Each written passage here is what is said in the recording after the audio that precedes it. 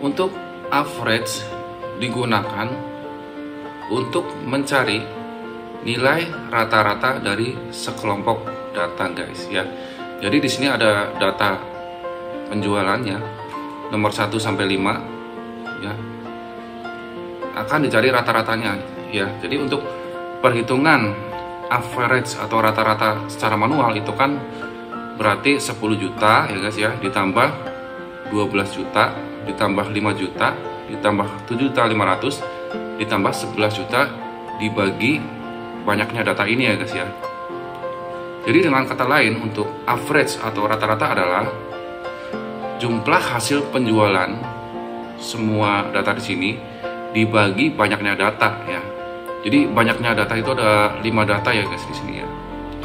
Oke, langsung saja kita terapkan ya. Caranya adalah kita perlebar dulu sininya guys. Kita ketikkan sama dengan, kemudian ketikkan average, ya. Jadi ketika kita mengetik 2 huruf saja sudah muncul ya guys ya, average. Jadi bisa kita klik langsung average-nya atau kita ketik manual lagi, itu nggak masalah ya guys, terserah kalian ya guys ya.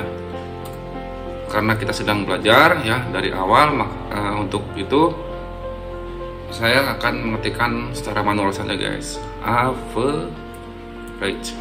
Oke. Kemudian kurung buka. Kemudian blok data yang ingin dicari nilai rata-ratanya. Jadi saya klik di sini dari nomor 1 ini, kemudian tahan geser ke bawah sampai nomor 5 ya. Jadi muncul seperti ini ya guys. Kemudian kalau sudah, ketikkan kurung tutup guys. Jadi cara bacanya adalah sama dengan average atau rata-rata dari sel F6 sampai F10. F6 ya sampai F10. Oke guys. Setelah itu kita tekan saja enter guys ya.